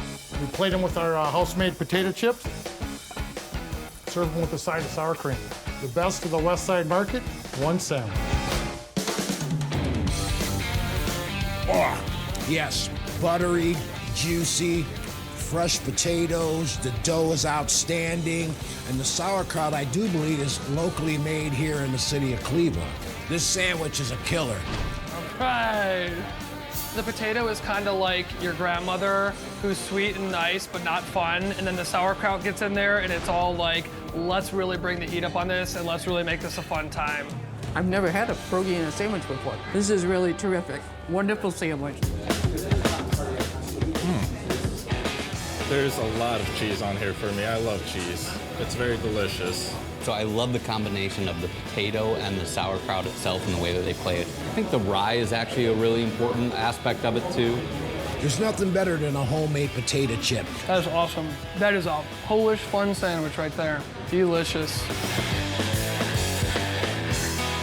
If you just can't wait to get home to experience all the great tastes of the West Side Market, the cafe here has you covered. Yeah, no, it's great that it's all bought right there through the doors inside the West Side Market.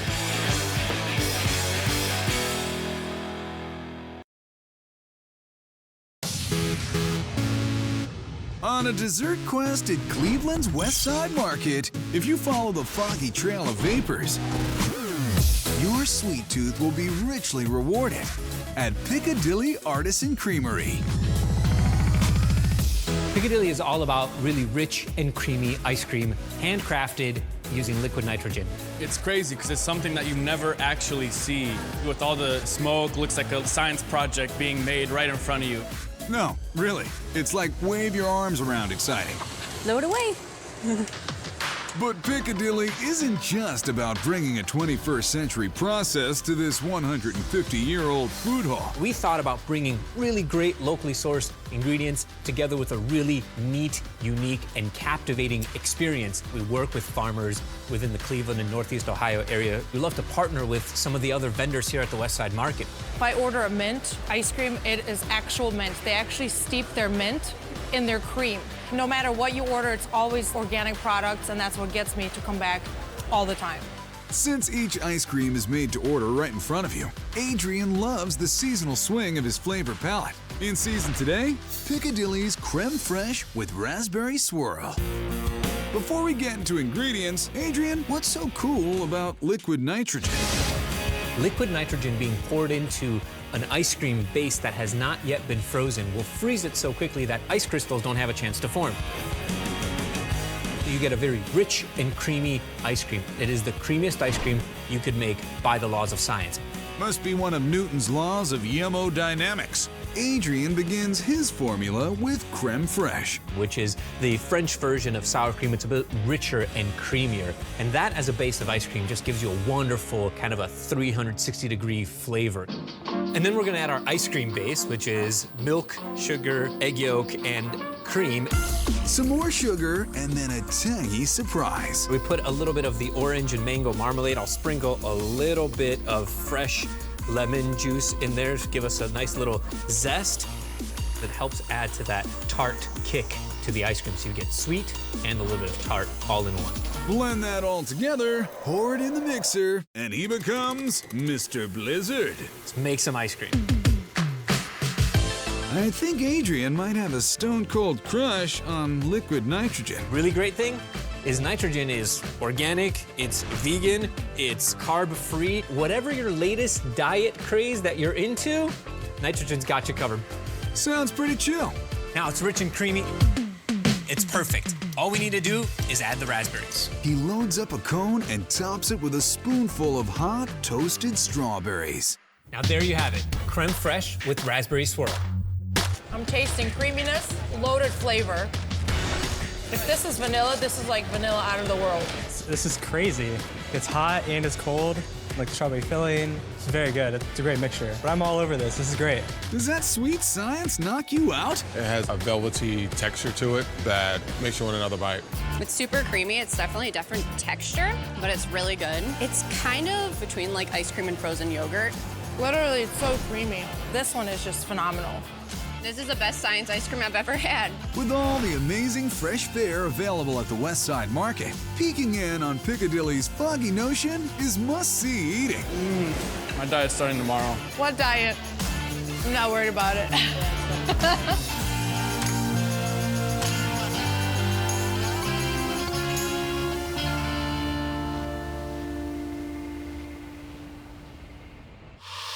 America didn't invent food halls, but with all the abundance and freedom of choice, we sure perfected them.